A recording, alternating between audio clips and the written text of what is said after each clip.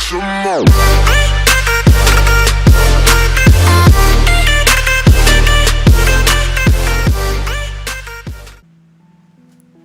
Yo, what's going on, people? Izzy Max here, back again with Ryan. Hello. Hello. We're doing our breakdown, end of season breakdown. Yeah, coming at you a little earlier than what we would like, but honestly, overall, it was a successful first season, especially in a format that both of us were not very knowledgeable in. Yeah, no. Nope. This was brand new with a lot of really, really phenomenal players. But our records are kind of posted here. You can see that we finished 6-4 at +3 standings. We overall were 6th overall in terms of differential at the end of the regular season, and we did manage to get top 8 in playoffs. So that's pretty nice. Yeah, like I said, overall successful. My goal was just making playoffs, and technically we made it by being in the wild card, but like we did win our wild card match. So yeah, like I said, overall success. We did get our goal. Our goal was to make playoffs and have I think we also wanted a positive differential at the end of the season. That was the other thing we talked about, was we wanted a positive diff, which we did get. So yeah, one thing, we did probably have the hardest matchup in top 8. And then if you watch the match, it was kind of unfortunate. Not saying it mattered at all, but it felt bad when the game's getting taken out of your hand. But overall, nothing to complain about, in all honesty. Yeah, really not. So we're just going to go ahead. We're kind of using sort of a bit more of my season end breakdown format. So what we're going to do is we're going to talk about all the mons on our team individually, and then kind of talk about that part of the season at the end of that, and then kind of move through. So there's a bit of a timeline to this, but you'll kind of hear about the mons that we used. Yeah. And this is also in our draft pick order for this first chunk.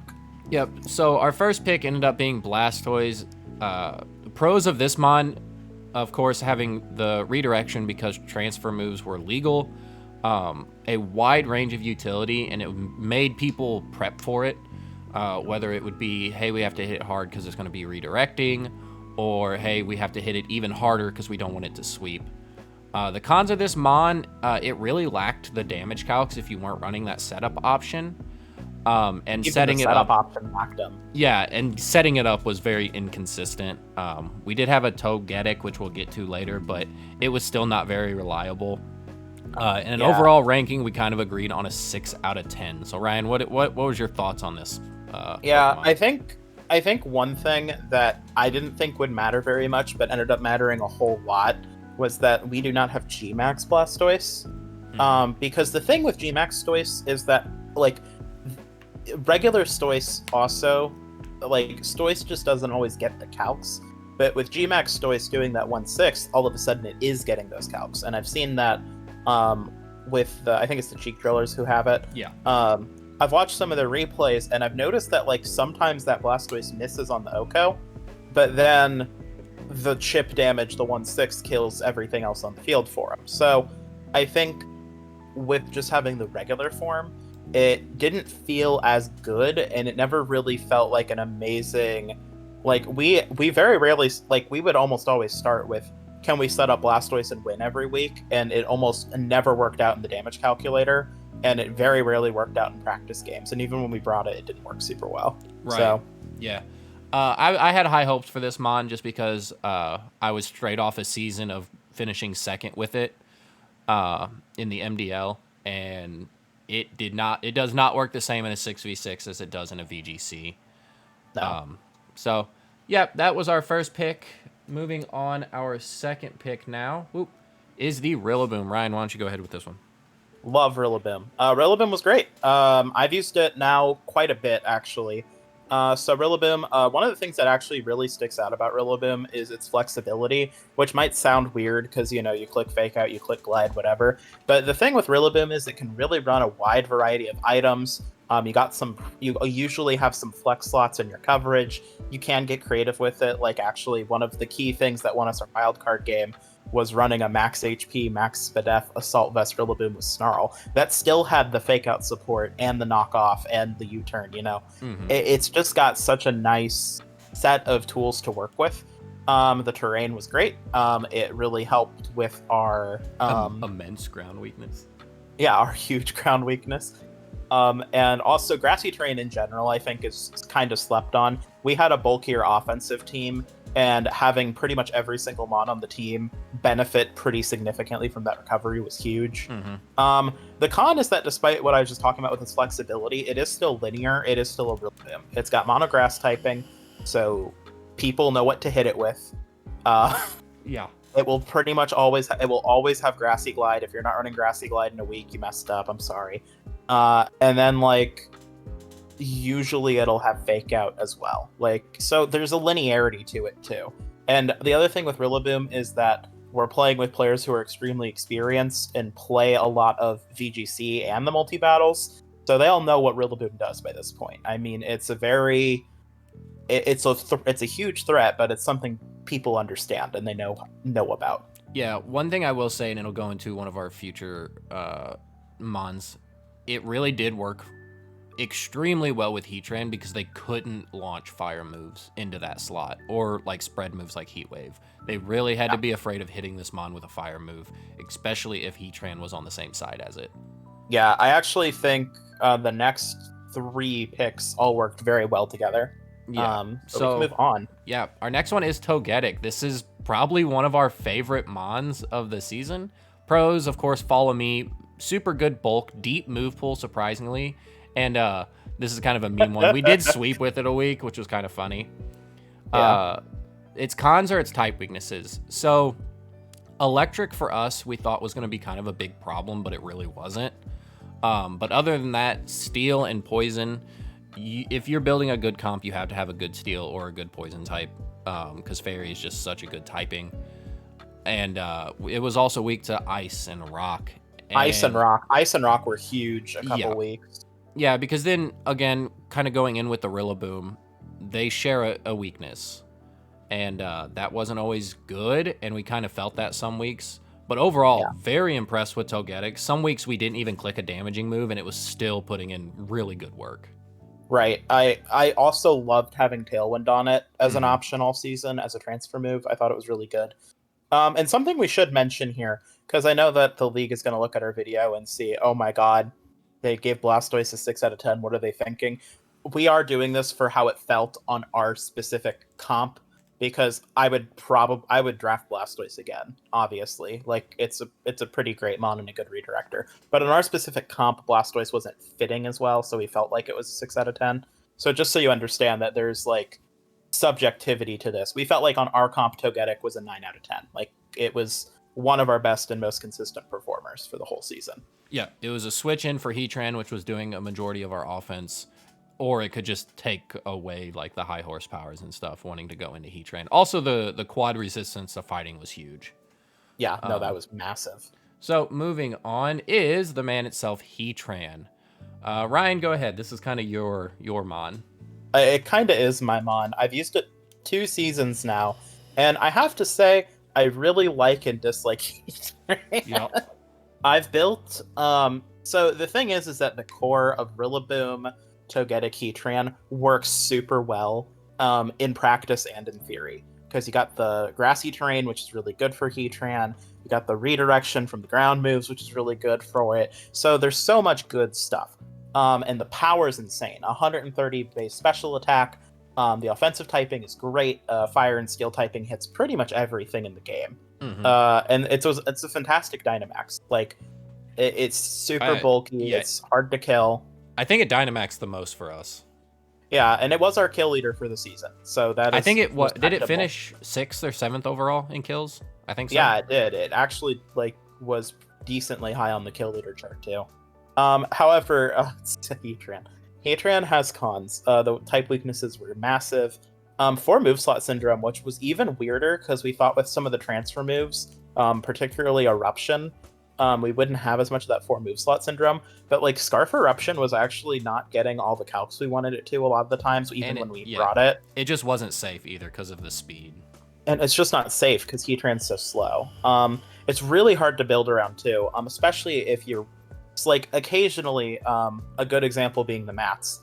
When we played the mats, it was Oh, they have 5 Mons with ground moves that all threaten Togetic.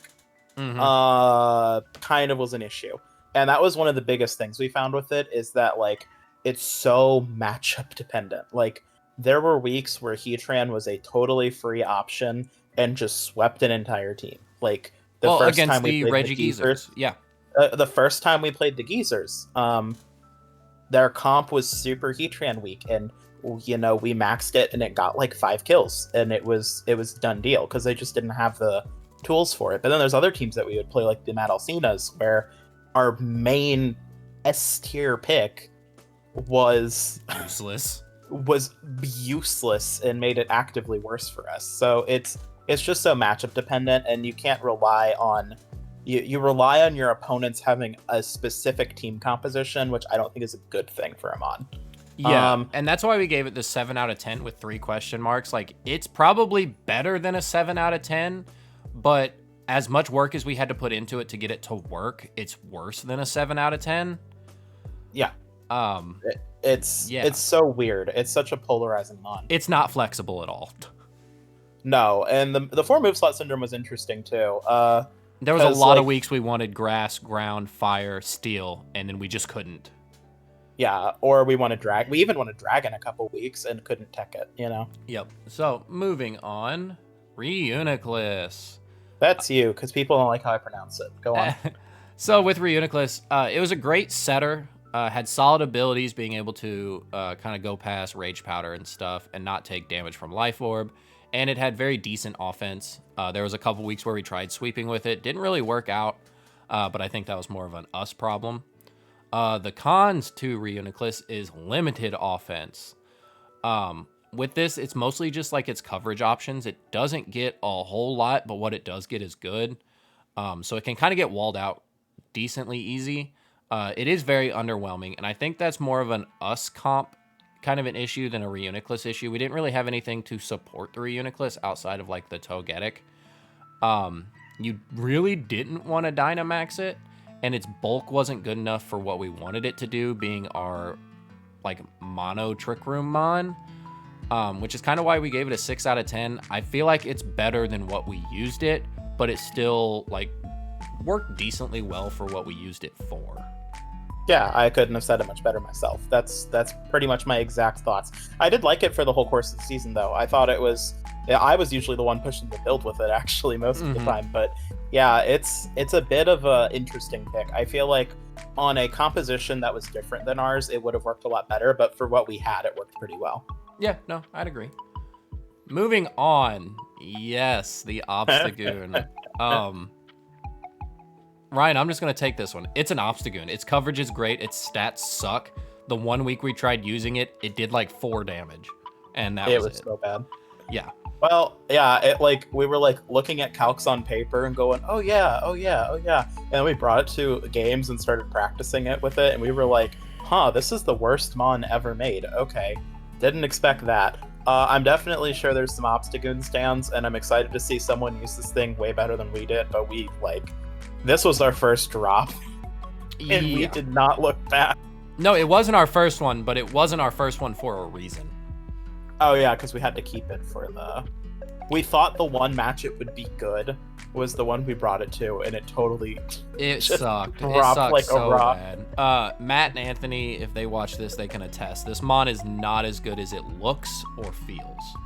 Yeah. But yeah, that's Obstagoon. Next up, Manectric. Ryan, go ahead. Yeah, so Manectric, it's a fast electric type. Cons. The cons were interesting. So it's frail, obviously, it's a Manectric. Lightning Rod was not as useful as we thought it would be, which was actually the big thing. So one thing that was weird about this league, and I don't know if this will stay consistent for future seasons, but there were actually almost no teams. There was one team in the entire division with like an S tier electric type. Regieleki. There was an Aleki, and then there was a Zapdos. But only 2 teams had it, and we were like... And most teams were not even running as much electric type coverage against our team as I would have thought. Because we actually... I feel like a lot of that actually got kind of discouraged by the Rillaboom, frankly. Yeah. So we ended up not needing the Lightning Rod. So we thought it would be really useful, and we also thought Thunder Wave and Prankster stuff would be more rampant than it was. It really wasn't that major in this league. Hell, we didn't even use it very much. We thunder waved a couple things here and there if they were like really fast because our team's kind of slow. Mm-hmm. But overall, like we didn't see much of that. 4 out of 10. I feel like, and it missed calcs too. We did calc for it a lot, and we were always like, "Oh, that does nothing." Okay. Yep. It could be good, but we actually had a fairly electric weak comp, and we didn't feel like it was very useful. No, this was. I think when we were drafting, we were arguing between this and Pincurchin, and I wish I would have got Pincurchin. A little bit, yeah. But it's whatever. I don't think Pincurchin would have been brought, but it would have been a Trick Room option, I guess. But whatever. Yeah. Next up, oh god, Zydog. Pros, 1,000 arrows. Cons, 1,000 arrows. 3 out of 10. This thing does not get calcs. 1,000 arrows, as good as it sounds, being able to hit flying types. Again, this thing doesn't get calcs, and it dies to literally probably an Icy Wind. Yeah, it's straight up dead on most of our stuff. Yeah, it's just not good. We originally drafted it trying to fix our speed tiers, and realized it didn't matter. Yep. So we also dropped this thing. If you can't tell, the things we dropped didn't have much to say. But No. we'll get to that. This thing got a huge upgrade. Next up, Gastly. Here you go. Yeah. And one thing I want to comment on with Zydog is that I'm going to advocate that thing for C tier so hard next season. You have no idea. Mm-hmm. Should not be B tier. It was total trash. Well, the other thing with it too is it's a dragon type that doesn't get Dragon Claw. So the only thing it gets is Outrage, which And it feels, is you terrible. can't click that in doubles, no. You can't click Outrage in double. It was awful. All right, moving on. Yep. Gastly. I really liked Gastly. I thought it was fun. So it had solid typing, great move pool as well, and really good coverage, actually. We ran an offensive Gastly one week, and it did work, yeah. And it did work, and it was really solid. The cons were that, obviously, it's frail because it's a Gastly. It's also a little bit too slow, which I think is the bigger con. It just didn't have... It was fast, especially for a D-tier mon, but it wasn't quite fast enough at times. Our original plan with this, actually, because we mentioned in one of our early vids that we had plans for Gastly, the plan was actually that we would skill swap Levitate onto our Heatran with it. But the problem is that you can't skill swap a mon... That's Dynamax. If it's Dynamax. Yeah, we didn't find that out until after we drafted it. And we were like, oops. So we kind of ran into a bit of a problem there, because we also quickly realized during the season that planning your Dynamax is one of the hardest things, and adding in I need to skill swap my Choice Scarf Gastly onto my Heatran was just not on the table. For sure. Yeah, we ended up dropping it, but we actually quite liked it. It wasn't bad. We thought it was a pretty solid mon. Yep. Next up was my favorite. Sadly, we didn't ever bring it, but we never dropped it. So this is Machoke. Pros, it had great coverage, solid offenses, and really, really good with an Eviolite. Problem is, Togetic wanted Eviolite, probably like 99% of the time. Cons is its weaknesses. Its speed, not quite slow enough for Trick Room and far from fast enough outside of Trick Room. But a rating of 6 out of 10. So when we were building for matches, this thing was consistently on our first drafts, and then just ended up dropping it because something else just ended up being a little bit better. I mean, it is a D tier, Right. But it was hitting good calcs.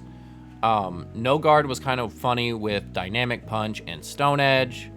But other than that, like I said, it's a D tier. We never brought it, but we never dropped it because we still had hopes for it. The one match where it would have done extremely well in, we ended up getting a forfeit win, which is kind of unfortunate. Sad. Yeah, because I wanted to use it, but it just never did anything. So yeah, that was the week that we got to prove why we put it on the comp, and then it didn't happen, and we were so depressed. Yeah, and it was also like the one week we weren't bringing Togetic because I came up with a Wakanberry set that was stupid.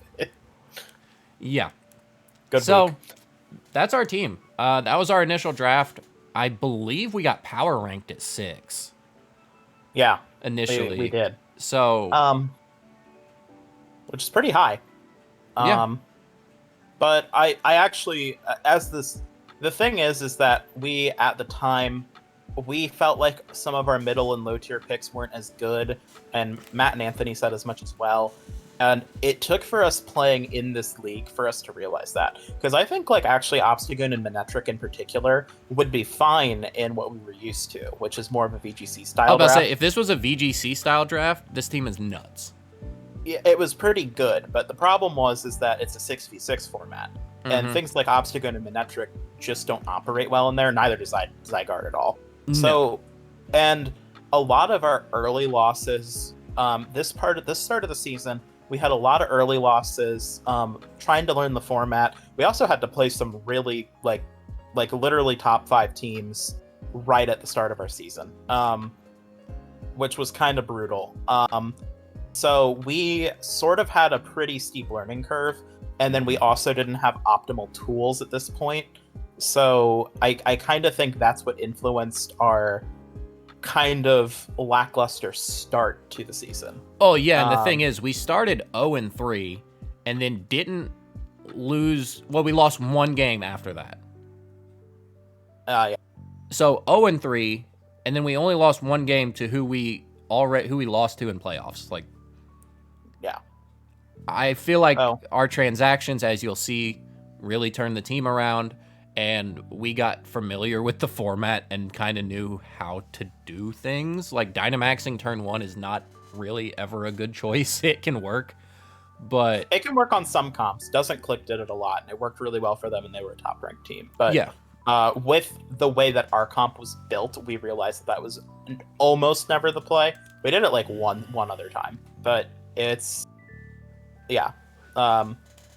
We learning the Dynamax and also learning the switch-ins and things like that. This format felt to me like a mixture of doubles and singles.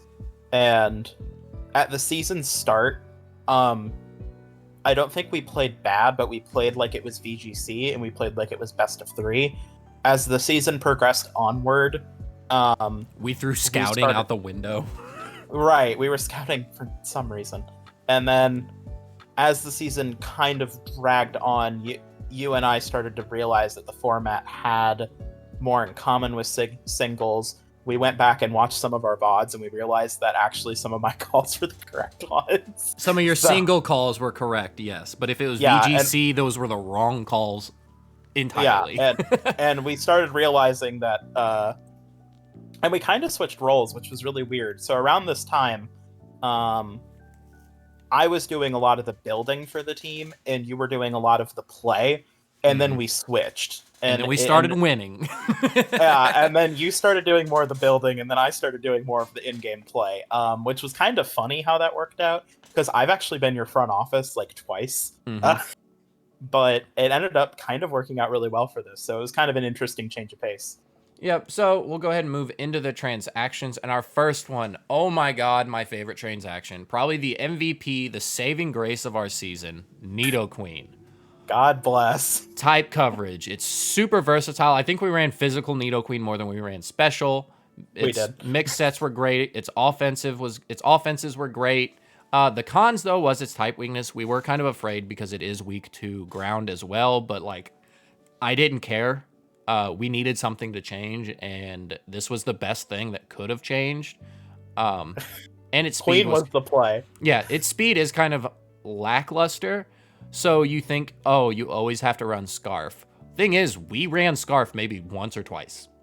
Yeah, we didn't even run Scarf all the time. We ran Life Orb quite frequently, because we found that if we could get it in next to Togetic or like next to Rillaboom doing Fake Out or something, it was really solid. And Nidoqueen's natural bulk is pretty good too, so unless it was double targeted, it would never die. Yep. Yep. We loved this. I really liked it. It was always on my side, which was funny.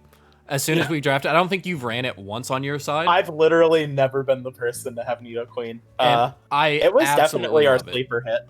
It was our sleeper hit of the season. It really carried us to some very, very commanding wins in a few games, and we were really happy with it. Yeah, one thing of note, after we got done with our wild card game and I was calculating the kills and deaths, I didn't realize it actually was the kill leader in that game.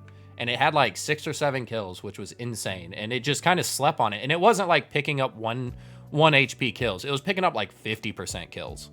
it one-hit KO'd Rillaboom, and it was the best feeling in the world. Yep. Yeah, no, we loved Queen. I would be thrilled to draft it again at some point. I think it actually works better for a 6v6 format than a VGC one. I'm less inclined in VGC to draft Nidoqueen, but in this sort of a format, it just really filled its niche very well. Well, solid coverage.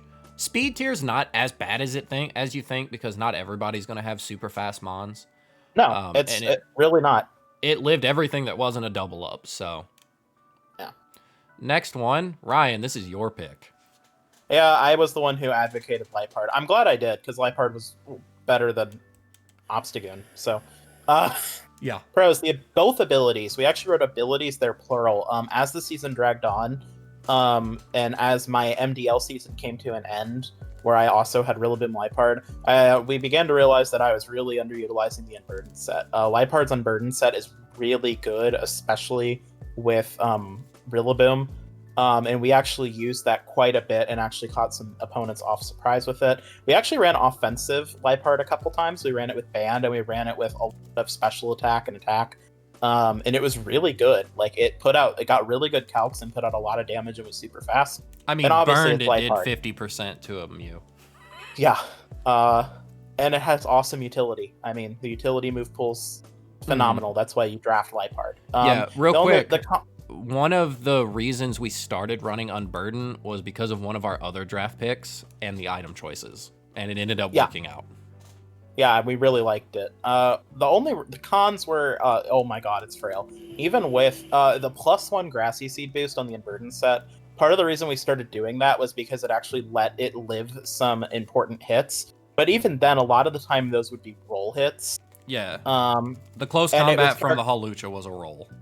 Yeah, like things like that, and we knew it was a roll going into the match. We just couldn't really do anything else. But we also needed a 2-hit KO Gengar, so it was like... Yeah. There were various things that made it so that it kind of had to be the way it was. And it was also targeted frequently. We're playing in a league with really good players, so teams knew to just completely boop Liepard when it needed to get off the field. And it's one of those mons that the opponent can actually position around and not you. It's disruptive for them, but they can they essentially can control one side of the field, especially with the Unburden sets. Yeah. So it's a little bit awkward in that sense, and it's one of those mons you have to be very careful with positioning, because you can get out of position super quickly if you don't predict your opponent correctly, or if you don't find a way to get that thing off the field when it needs to go. Yeah, I 100% agree. If it was out of position, we felt like we were losing, so. Yeah, big facts. Next. Ryan, I'm actually going to let you take this one too. You were a little more high on this thing than I kind of was, but I still loved it. I was the one who advocated for it too, and DMs, I was like, we're going to take Lycanroc. Well, we didn't realize it was honestly mistiered. Yeah, I didn't realize it was in C tier, and it's way too good for C tier. Like, what was that? It's better than Zydog. 100%. So first off, pros. Accelerock is insane. Like, what was it? It was like Ventini. It was like Accelerock was a clean 2-hit KO. Yep. It 1-hit KO'd all sorts of stuff. We actually used its utility set of all things. Quick Guard, Lycanroc ended up also helping us beat the Keysers. And then it ended up helping in the playoffs, even though we never clicked it because they were terrified of it. Yeah, no, and it actually had a couple other utility moves we were considering too. The other thing is the calcs and coverage were just ridiculous. I mean, it was like, if we needed something eliminated, Lycanroc was the first thing that came to mind. Like, if they had one Mon that was like a big problem for the team, it was like, okay, can Lycanroc 1-hit KO it? And the answer was always yes. And it was something our team really needed, and it felt really good. It did have some cons though. It desperately needs Focus Sash.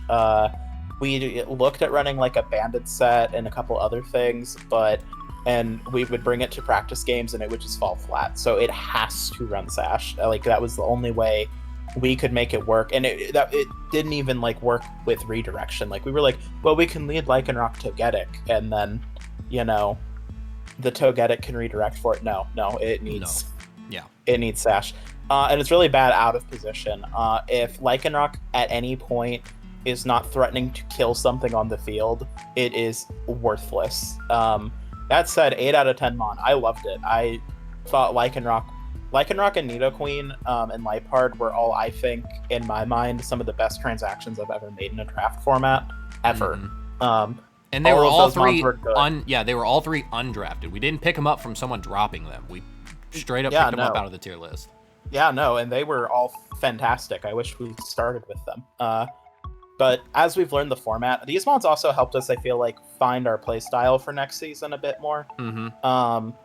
Because we really liked working with them, and they really gave us that knowledge. I'm glad we took the initiative to make the transactions we did. Yep, and then the Drifloon. This one was actually interesting. So we debated actually dropping Gastly or not. But then we're like, well, you know, we're kind of slow. There are some matches coming up that we really need speed control for. And we're like, well, we have Rillaboom, so let's look at what we can get. And we actually found this thing. So it does get Tailwind, and I think it's at like base 90. So it's going to outspeed most of the meta if you can get it procced, and we did. So it's really nice for cheap, especially for what it wanted to do. And its move pool was surprisingly deep. The 1 week we ran it, we procced the Seed, got up Tailwind, and then we baton passed out into the Togetic, which helped the Togetic live some more hits because its physical defense isn't great. So boosting this physical defense off the baton pass was awesome. With that being said, it is one note. It's not going to get kills. It's not going to do damage. And if you're down to this and a Togetic on one side, they can kind of target around it and just kind of win. With that being said, though, 7 out of 10. It did what we wanted it to for a cheap price at D tier. And we really utilized all of our D tier picks, other than Machoke, but that's a little different. We tried utilizing it and wanted to. We just had things that did its job better. Yeah. No, I loved Drifloon was fun. It did exactly what we wanted it to. And I drafted it again for MDL this season. Yeah, you did. So leaving that off, this was our pre-playoff team going into, or this is what we ended the season with, is probably better to say, because we did make 2 more changes before playoffs actually started. Upgrades. Yeah. Nothing but upgrades. Everything was an upgrade. And I also think this is the run of this. So the first chunk was us learning the format. This is the chunk where I felt like we fell into the format and became competitors. You know, we slowly started, we started getting wins. We got a lot of really good wins too off some top teams, and we're starting to really gather that momentum. I feel like at times, like, the earlier part of our season was held over our head a little too much. Like, we almost never won pick'ems and things like that over the entire rest of the season, which I always felt was a little weird. I guess it's because we're a new team and our start was kind of bad. But, like, we really came into our own, I feel like, near the end of the season. And, I mean, 6 wins is pretty commendable, I think. Yeah, even after we swept with a Togetic, we still didn't win very many pick'ems. And that was a fun week. We were losing our minds. That was a fun week. But going into other things, this was my pick. Ryan did not want this thing. That is true. When you said it, I was afraid. So I will admit I was wrong. we dropped Blastoise of all things for Galarian Zapdos. And you might be thinking, well, why? So our team kind of lacked Airstream, which was huge. And 2, like, strong, in-your-face physical offense. We did have the Rillaboom, but at times we weren't really wanting to run it with much attack. We wanted to run Super Bulk. We did have the Lycanroc. Nidoqueen. Yeah, well, Nidoqueen's kind of a flex slot, but Lycanroc not really going to do sustainable offense, but it's going to get something off the field. This thing was very sustainable. If you watched it in our wild card match, which is really where it only got used, we weren't able to use it because of the things that transpired in the top 8 match, but its typing was great. It got incredible calcs, and it really allowed itself to be item flexible. I think in the time we were building with it, we cycled through like 6 items. Berries, AV, Choice Band, Choice Scarf, Life Orb, just a whole slew of things that we're like, oh, well, we really want Rillaboom to be AV this week, but it's on Zapdos. Okay, well, we'll just switch Zapdos to Life Orb. Well, we need Nidoqueen to have Life Orb. Okay, we'll give Zapdos Choice Band or Choice Scarf or something like that. It was just very good and fun and easy to build with, and it showed in the game. It really did. Yeah. Zapdos was great. The reason that you sold me on it, because the thing that Zapdos gave us that, and once you pointed it out, I 100% agreed, was Zapdos gave us a second Dynamax threat. Because we never Dynamax Rillaboom, which is kind of weird to say out loud, but it's like true. Well, it wasn't G-Max Rillaboom, though. Yeah, it wasn't G-Max, and we didn't really have a whole lot of reason to. So, like, our main Dynamax threats were, like, Reuniclus and Heatran every week, which was not feeling good. And going into playoffs, having a Zapdos as a big G-Max threat felt like the correct play. I also liked it because I thought it was really good with the Nidoqueen, which you pointed out. So yeah, I'm glad that we did this. I know it was viewed as a very questionable transaction, but I'm 100% sure that we would have lost our game against the Geezers without it. Probably. Lost our set.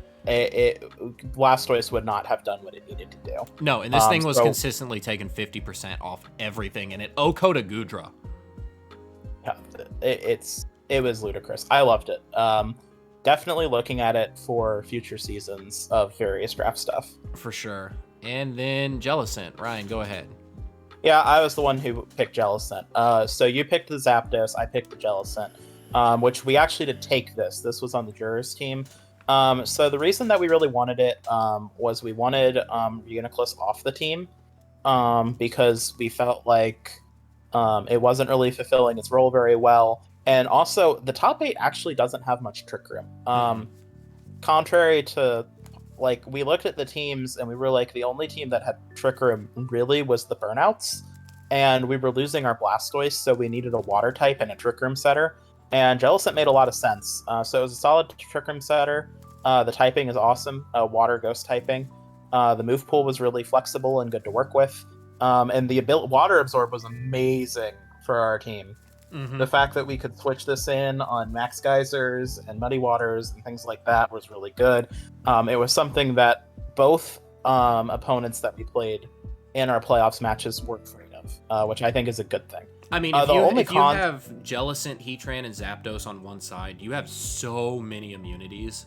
Yeah, it was ridiculous. Though there were some cons, though. The mixed bulk was bad. I found that when I was the one who did almost all the calcs for it. When I was doing calcs for it, I was like, so I can have this much defense invest, and then I die to this thing. And I was like, I don't want to do that. Yeah. Or I can have this much special defense, and then I die to this. Fast mons were also an issue that had, like, super effective coverage, notably Gengar. But also a few other mons that were kind of on the threat radar list. Just faster mons that could outspeed it with super effective coverage were terrifying. And it was a little passive. The damage output, because we didn't ever run the offensive variant, and our team wouldn't really want the offensive variant as much. So with the middling amount of invest we were able to give it, it was like not picking up a lot of damage that we wanted. Like, it 4-hit KO'd Swampert with our set, which was depressing, among other things. But it had some okay offense. Like, it still 2-hit KO'd Ventini and other stuff. So, like, it was workable, but it did feel passive on the field at times when it was out. Like, it felt like we were sometimes losing momentum because Jellicent was on the field as a defensive play. Like when we froze a Rillaboom. That was sad. That said, 8 out of 10 Mon. We really liked it. Thought it was very good. Yeah, no, for sure. And then that was our playoff team. It looked, again, I think it was nothing but upgrades. People could say that we didn't use Blastoise correctly, and I'll tell you, yeah, we probably didn't. Yeah, no, we didn't. We had a really hard time using Blastoise in practice and in game every time we brought it. And the mold that the team that you're seeing now on the screen had was far more suited to what we ended up settling for our play style for the multi-battle. Yeah. It was still pretty positioning oriented. I'll give it that. Because we like positioning, and it was still very oriented on that. But we kind of managed to give ourselves a lot of good revenge options. We managed to give ourselves the utility we wanted. And actually, I only ever felt like we needed Togetic as a redirector, to be completely frank. I mean, the weeks that Blastoise was also our redirector, we didn't really bring it. I think we left it on the bench. Like, we might have showed it, but it didn't come. Yeah. So, yeah, but that's kind of where we ended it. And, yeah, so that's going to be the end of our season. Nobody really knows when the next MDL season is going to pop up, just MBC. because... Or MBC, my bad. Because we are kind of going through the Diamond and Pearl thing, not really knowing where Sword and Shield's gonna land, all that stuff. So it might be a little while before you see another MBC kind of video. Anything, they were talking about maybe doing some like one-offs, just kind of quick seasons that we'll probably definitely be interested in joining. Yeah, well, we're definitely gonna look into it if we have the time. Yeah, like we said at the beginning, though, I feel super pleased with the way we played. Especially after the crap start that we had. We definitely turned it around and became a huge competitor. And like Ryan said, we feel like our first couple losses kind of held us back in the PRs. But every week they were saying, like, you cannot take these guys lightly. They will beat you. So. Just to close it out, we had a ton of fun at the NBC. I love talking with all the other coaches. I like doing some meme stuff with everybody. And it was a really fun and like very solid draft league experience. Like, I would not regret it. And it was a ton of fun, and we met some cool people, and I'm really glad that we got the invitation and that we were able to not only show up but compete as well. Like, I had a blast. So hopefully hopefully maybe, more seasons in the future. Would really like to keep doing this. Oh, for sure. I feel like it's definitely made me a better player. Oh yeah, 100%. I think if I actually tried the ladder now, it might it might work. Might work. We'll see. But yeah, so that's gonna wrap it up for our season. I hope you guys enjoyed. Like I said, there will be more to come. Just we don't know when. But yeah, without further ado, I guess we'll see you guys in the MBL now, or MDL. Yeah. No, you've been cursed. You're reversing them. Huh? You're reversing them. You've been cursed. No, I said we'll see you in the MDL until we get to the MBC again. Yeah. So, all right. All right, peace. Peace.